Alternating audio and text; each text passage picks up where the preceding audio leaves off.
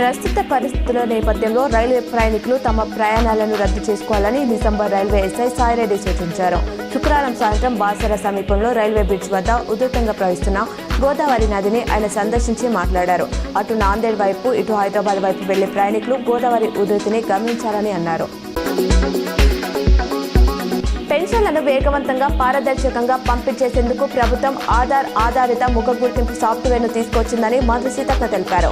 ఇందుకోసం 15.50 కోట్లతో 5G ఆధారిత L1 ఫింగర్ ప్రింట్ పరికరాలు కొత్త ఫోన్లను రాష్ట్రంలోని బ్రాంచ్ పోస్ట్ మాస్టర్లకు పంపించేస్తున్నామన్నారు.